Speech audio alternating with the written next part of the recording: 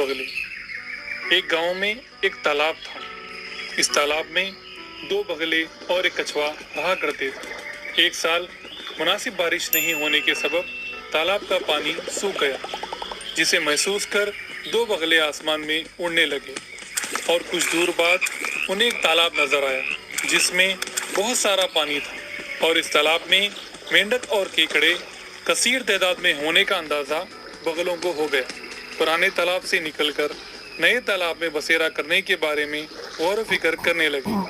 बगलों की बातें पास खड़ा कछुआ सुन रहा था। वो कुछ वक्त ज़ाय किए बगैर उनके पास चला आया और कहने लगा, दोस्तों, मुझे भी अपने साथ ले चलो, मैं यहाँ तन्हा नहीं रह पाऊंगा।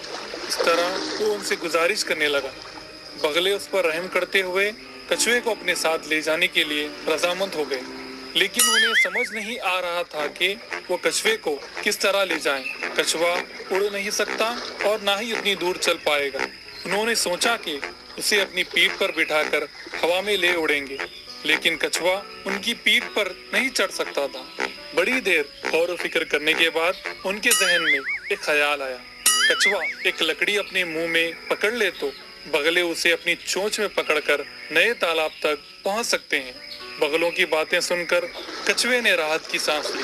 बगलों ने कछुए को सख्त अल्फाज में ताकीद करते हुए कहा कि किसी भी सूरत में तुम मुंह नहीं खोलोगे और लकड़ी को मजबूती से पकड़े रहोगे।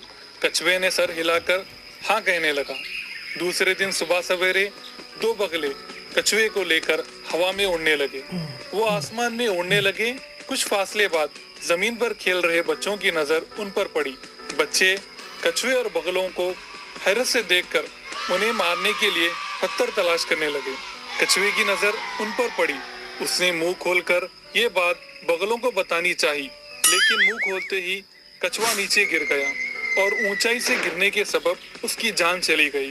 सबक, इसीलिए आने वाली मुसीबत का पहले से अंदाजा करना चाहिए और उसका मुनासिब हल निकालना चाहिए, वरना जल्दबाजी करना नुकसानदायक साबित। अगर आपको वीडियो पसंद आया तो सब्सक्राइब करना मत भूलना।